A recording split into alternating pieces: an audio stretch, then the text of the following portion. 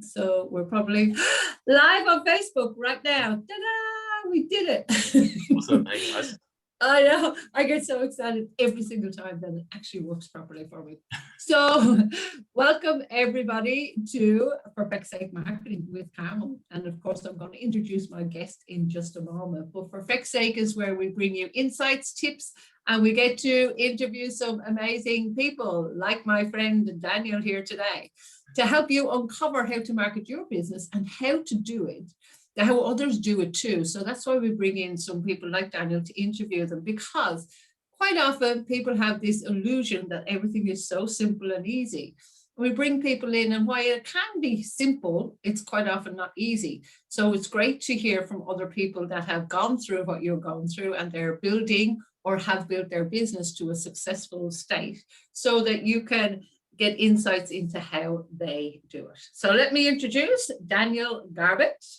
Hi, Daniel. Hey guys, pleasure to be here. It's a pleasure to have you. So Daniel is the creator of Feel Alive. So he's allowed his curiosity and passions to guide him on an amazing journey through health, wellness, and performance, which has led to the creation of a profitable and ever-evolving business. Love hearing the ever-evolving business. Daniel works with high achievers to improve their capacity to overcome distress and experience greater results in both personally and professionally. Now, we had a conversation last week, Daniel, and we came up with the headline that we have today: from nonsensory experience to health and wellness mentor, because you spoke to me about having an aha moment, an insight where you were in this experience, and I'll allow you to tell people about it now, but this complete nonsensory experience that really shook your world and made a difference to what you wanted to change. So tell us a little bit about that. Yeah, for sure. So it was when I was in my probably early to mid 20s, and I took 2 years off and just went traveling overseas, and went backpacking in Central America, and I found my way to a small little island on the Caribbean coast called Utila, and it was kind of in the middle of nowhere. Had to get like a couple of hour boat ride just to get out there. And on that island, I would never have expected to find what I found there. Right.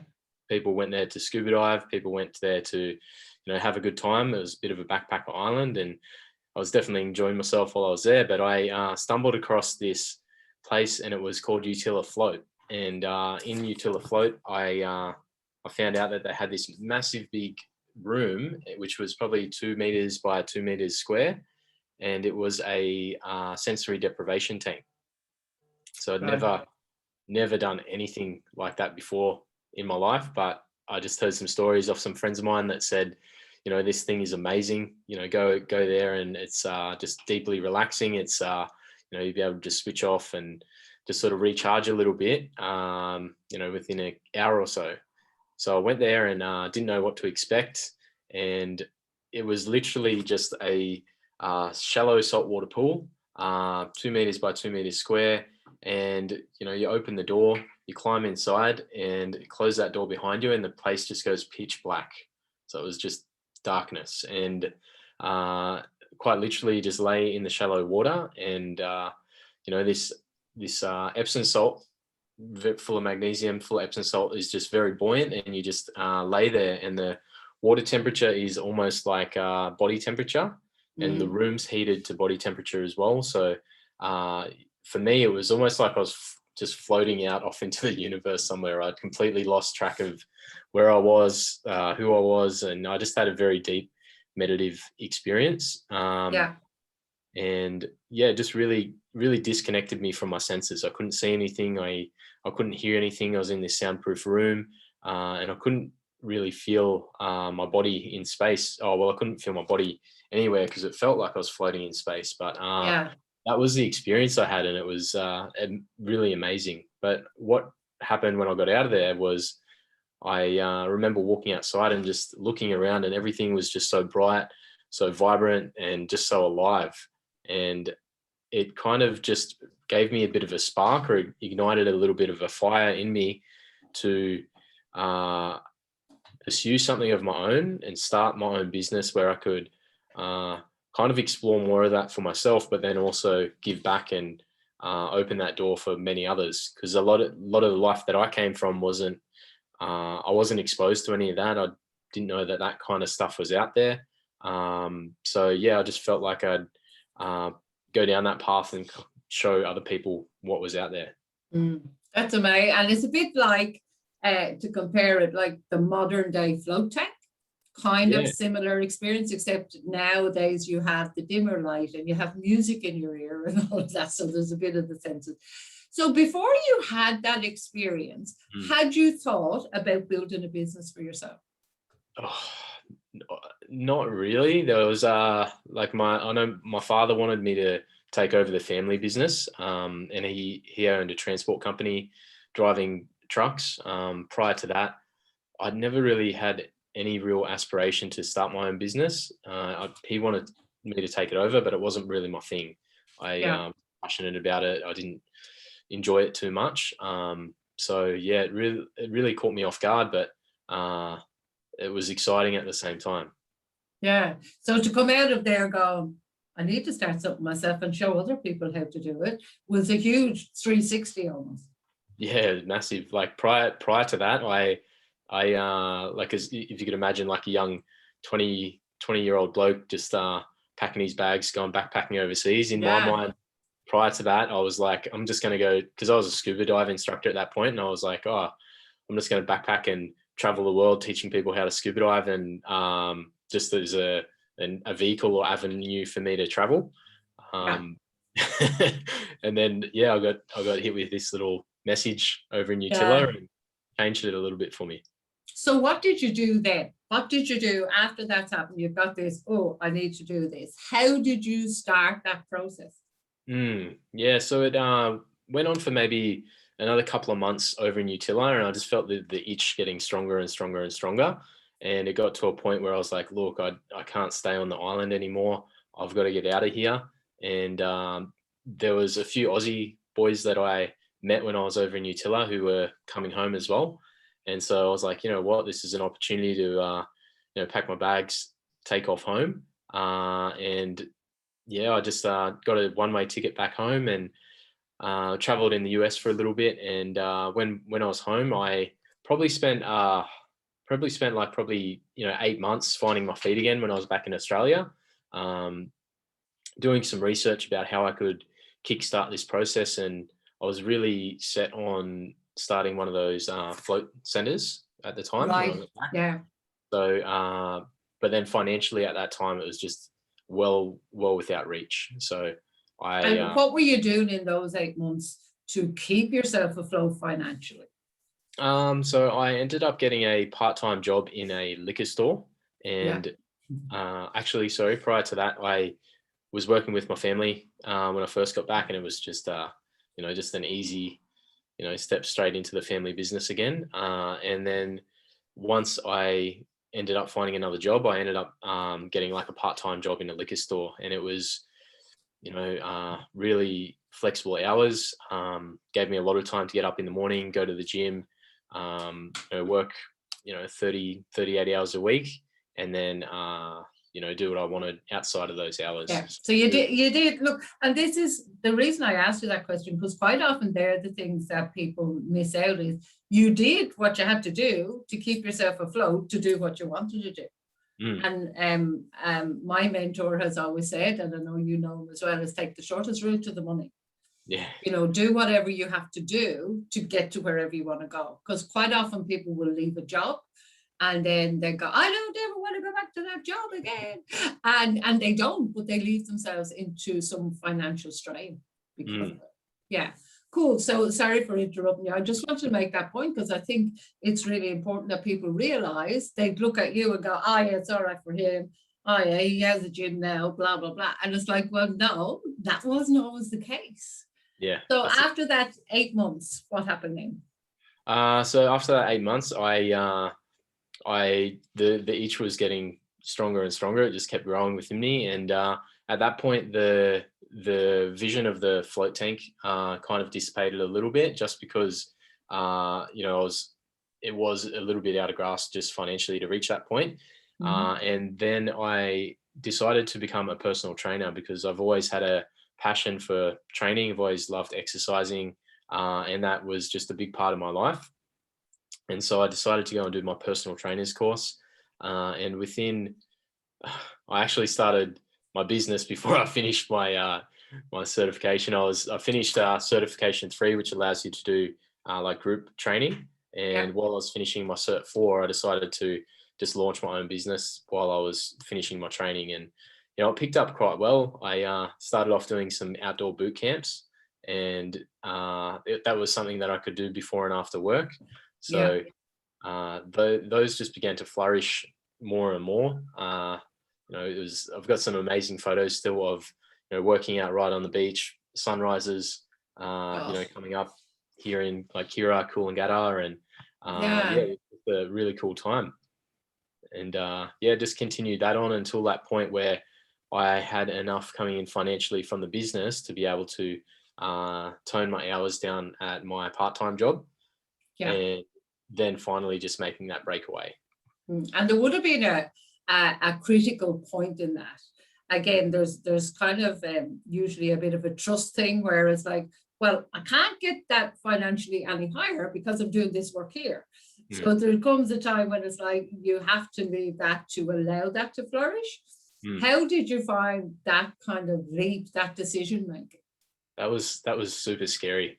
That was super scary because for a while I was like on that line. Like I could have taken a step earlier, and I was like, oh, do I take that leap yet? And it took probably 4 months, to be honest. And it was just really me backing myself more so than anything, and having trust in myself and understanding that these ideas and these plans that I had set out for myself, I'm worth achieving them and I can achieve them. And it was an empowering decision, a very empowering decision. Yeah.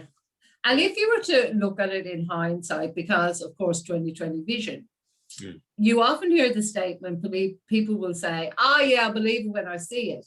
But we know that that's not the truth. You have to believe it first. Did you find that was one of the things that really got you over the line, was actually having that belief that you've just described in yourself? 100%. It was almost like I was holding on to the, what's the term? I was holding on to the fear of uncertainty a lot, and that was what was holding me back at that point. And when I had that kind of that moment where I was like, look, I've got to really dive straight into this, it was almost like I opened up the space for more to flow into my life. Just emotionally. And it was very liberating when I made that decision. I was like, look, I'm finally out of this job. And it was quite bizarre because more clients were starting to reach out as soon as I made that decision. It's quite interesting, isn't it? What is the old saying? Even a dog knows he needs to let down the bone in order to get the treat. Quite often have you never heard that before? No, I haven't heard that one. But it's so true. It's like, well, you need to let go of that to get this. And quite often when we sit in that less than, or that what would I call it? That unresourceful state of panic or whatever it is, that we actually can't let go because of fear. And fear is all future based. It hasn't happened yet. We're just afraid of what will if we step out. And it's like, oh, but what if I fail? It's like, but what if you fly? Let's go.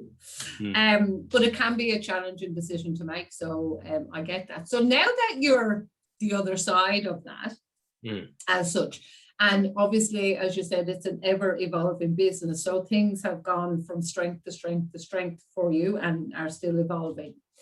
What are some of the success habits that you have put in place that are non-negotiable, that keep that belief alive? Because I think it could be quite easy in business sometimes that, everything doesn't go like this. It's a little bit more like this. So in those times when it's going down, what are some habits you've put in place that keep that belief there to sustain you?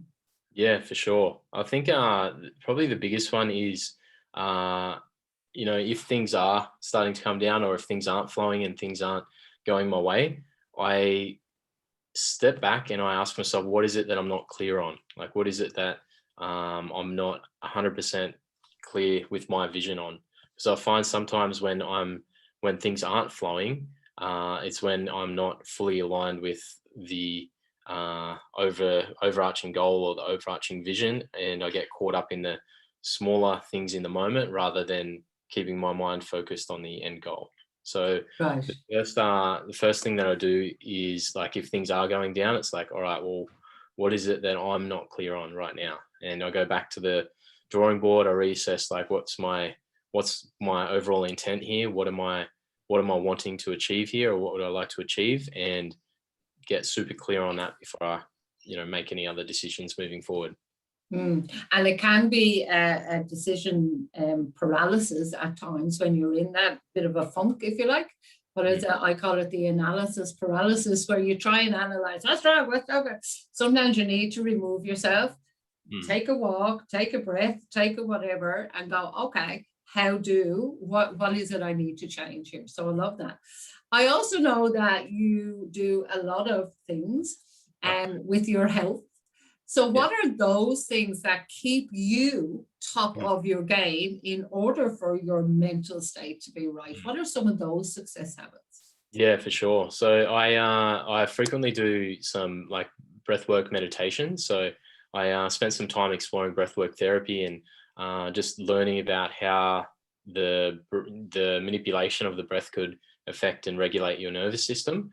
So I tend to focus on probably two main breathwork practices if I feel like I need to compose myself or bring myself back to center, or just focus, I would say. So the first one is box breathing. So box breathing is a technique that I learned off a friend of mine early on before I started to study breathwork therapy.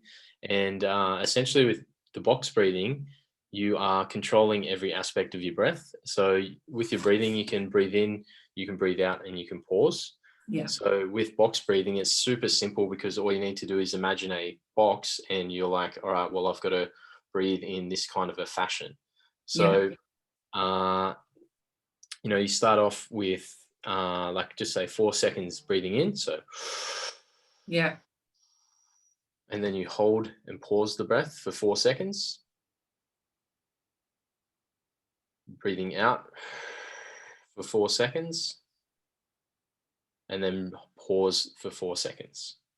And essentially you just repeat that. So while you're slowing your breath down or controlling the breathing, you're allowing your nervous system to slow down and relax. And maybe like the people watching this now, if you work through that 4 seconds in, 4 second pause, 4 second exhale, 4 second pause, you can feel yourself like almost like sink down and drop down on that exhale. Yeah. Oh, 1,000,000%. I do box breathing, but I didn't know it was box breathing. Oh, right. Until you said it, but you count seconds a lot slower than I do. But mine is usually, I do it in sevens. Oh, I mean, it's and I do it 7 times, and it's like that. If you actually do focus and do it, you're so right. It's like everything just settles right down, and it can be an exercise that's done in a few minutes. It doesn't take these hours of meditation people think you need. It can just be that breath.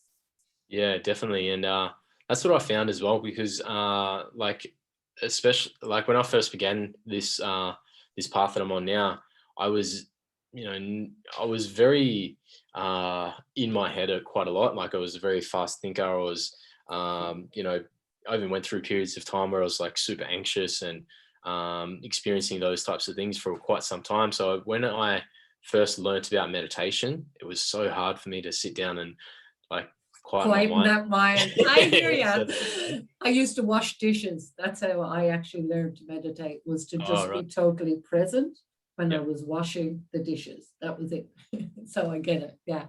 And I think that's quite common, isn't it? Because a lot of entrepreneur minds are quite often going 19 to the dozen.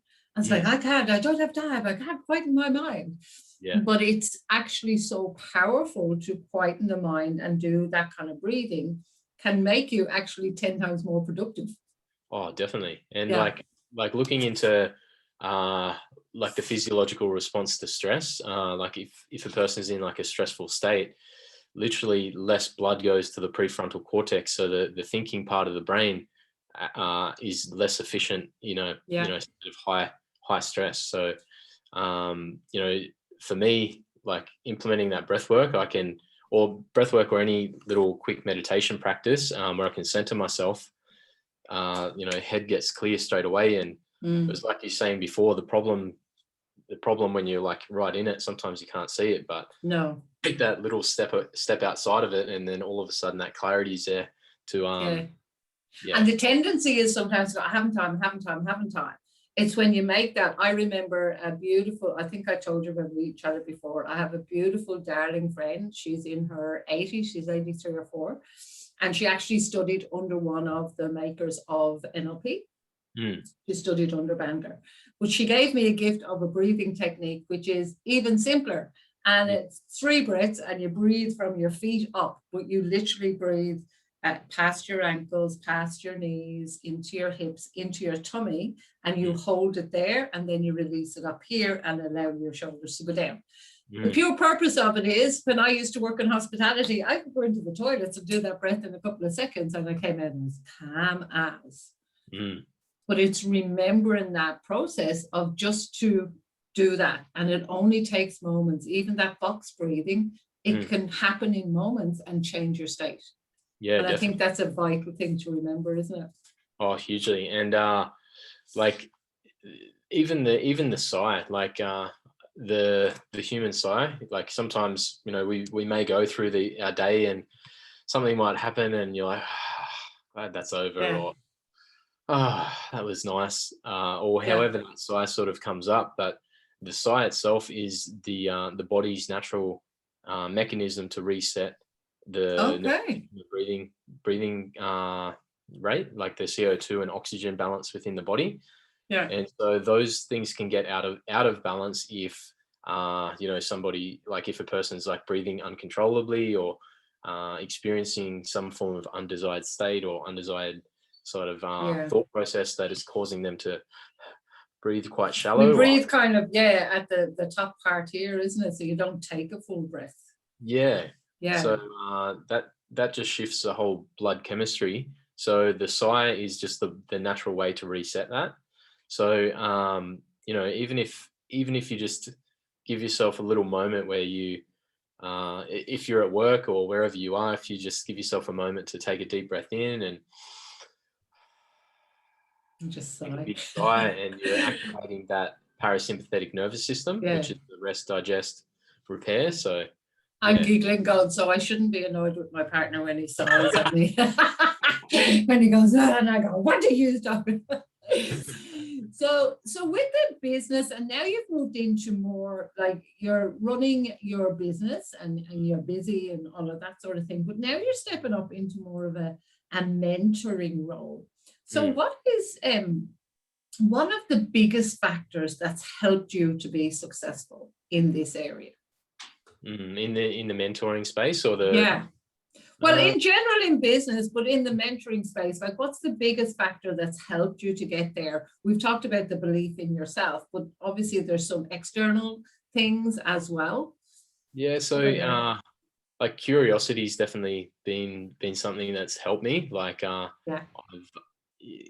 it's just been a little bit of curiosity to be like, oh, what if it does work, or where could this take me? So that kind of curiosity is definitely been there.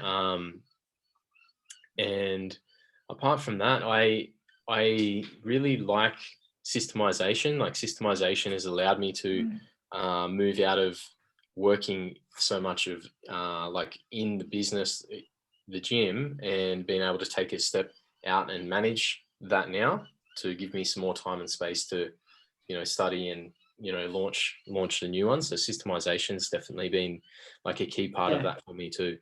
Oh, absolutely. I agree. I look now at myself, and Sarah, that I work with quite closely, and we look now at things that would have taken us a month, and we're doing it in 2 days.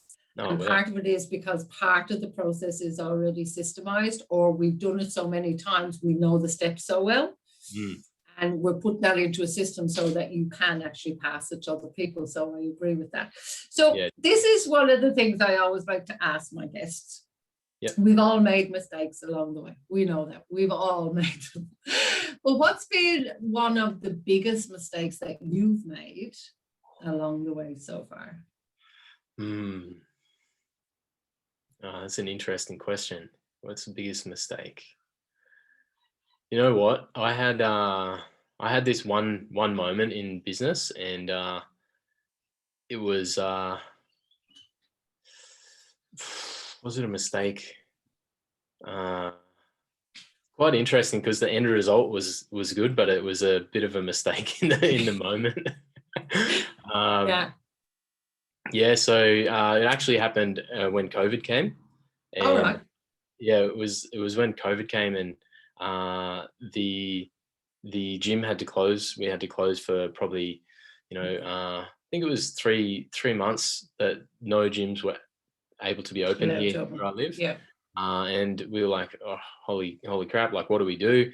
And it was a bit of a frantic moment, and it was actually quite funny, because we ran a retreat that same weekend, and we were away on the Sunshine Coast.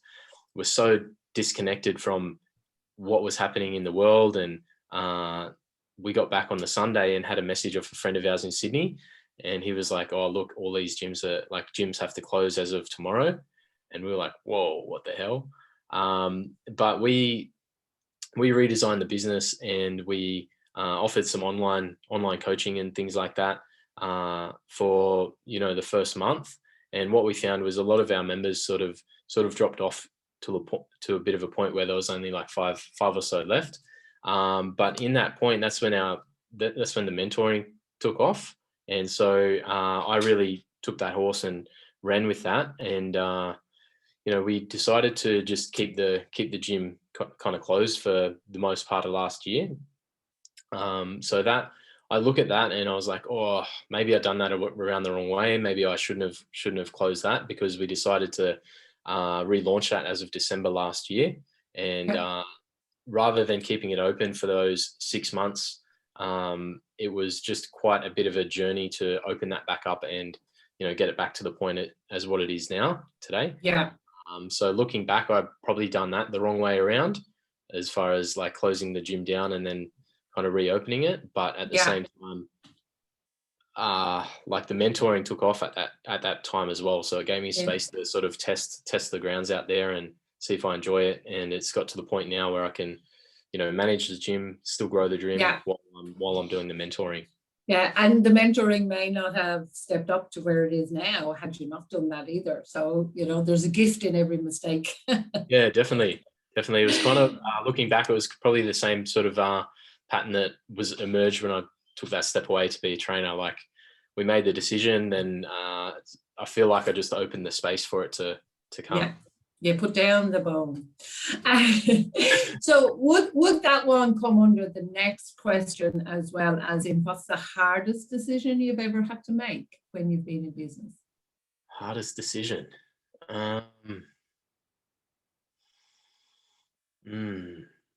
That's a yeah, I'd say that's a bit of a tricky one, but I would say yes too. Yeah, it actually was a little bit scary, because we were quite uncertain of what was happening in the world at that point. Like, it was nothing that I'd seen before in my lifetime. I don't think many people had experienced anything like that, really. I don't So think it so. was super uncertain. And to be honest, it did take us 2 months to make that decision. So I would say that that's a hard decision that we made, for sure. Yeah, cool. So what is the best advice that you could give to somebody who's either just starting out in business, or they've been in business for a while, but they're not making enough money to really make it sustainable? What would be your best piece of advice to give someone like that? So I would say like, clarity is super important. I found for me, once I was clear on like the ideal life that I wanted to live, and super clear on the life I wanted to live, how I wanted to live it. And then I was just able to give myself a target. So if you're in a place where you're, maybe not making the income that you'd like to make yet, just get super clear on what your target is, and then work your way backwards, almost like reverse engineer your way to my favorite topic, reverse engineering. Yeah. Yeah. Yeah. And, So reverse engineer what needs to happen to get to that. yeah, reverse engineer and work out like what programs or what services or what products do I have to sell, or could I potentially sell in order to get me to that point, and what number of sales do I need to make to get there. So like, to give you an example, I've created like a bit of a tool for the business, the gym, and going into that, I just wanted to be super clear on like what income goals would I like to meet in there, and then once understanding like what I kind of want to hit per annum, I can reverse engineer my way backwards and be like, all right, well, if I want to make X amount this year, I need to make roughly this many sales per month. Yeah. And then then it's a bit of a percentages game. Like, once you know how many sales you need to make, and what your conversion rate is, you can understand how many calls maybe you need to. It's a numbers game. Yeah. And quite often I find people in new business, they go, oh my God, I did 10 sales calls. It's like, yeah, and because especially now in this online area, I mean, I have a webinar series going at the moment. So we have 83 people are registered for it. So that looks amazing. But you get about 25 to 26 people showing up every week. Now, some can't make it. I get that with times. And if we were doing an upsell from that, like, it's a percentages game. You go, okay, I've got this many, more than likely 25% are going to show up live. And of them, 5 and 6 to 20%, 25% maybe the next upsell. And it is just a numbers game. And if you've only got 4 people on and 25% is your kind of upsell rate, well, you've only got 1 person on your course. Yeah. And I think a big illusion is people talk a lot about a 6-figure business and a 7-figure business. The truth is, a 6-figure business can be from you having a product that's $100 and you sell it 85 times every month. That's it. It's that simple. Or you have a product that's $2,000.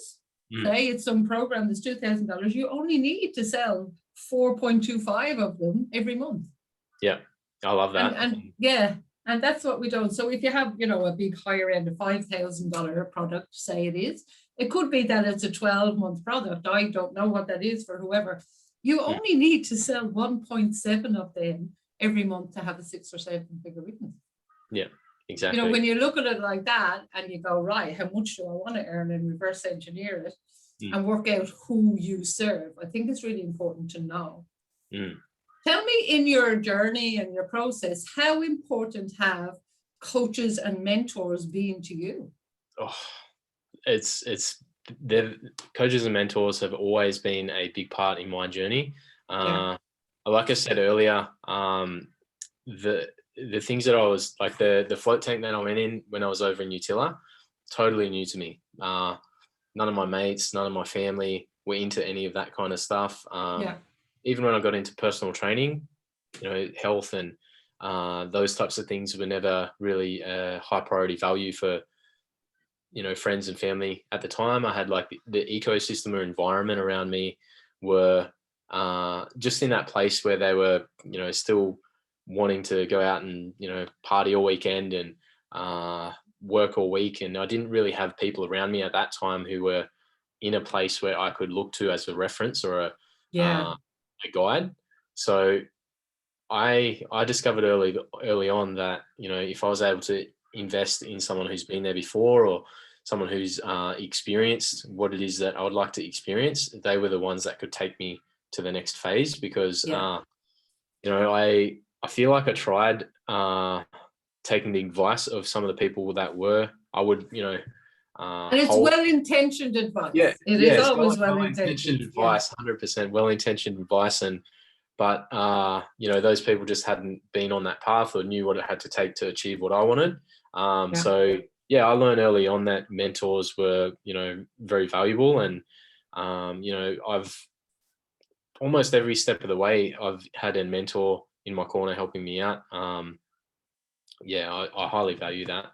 Yeah, So, and because quite often I would hear people saying, "Oh, but I can't afford a mentor," and it's like, well, actually, no, you can't afford not to have one. It would be actually more of the point, because it's like that put down the bone. They're holding on to these old beliefs that they've had that have brought them to where they are. And look, at the end of the day, when we go through life, our beliefs come from a place of keeping us safe. But when we want to change and we have that curiosity, and I love that, I bring my inner 3-year-old curiosity out all the time. And we're curious, well, if they can do it, so can I. And if that's what I want, how do I get there? Because I don't have the roadmap, but maybe they do. You know, so I do think very well-intentioned families and friends and all of that, or some of them not so well-intentioned, going, who do you think you are? I don't know. But the thing about it is, if you want to do something different, then you have to physically do something different.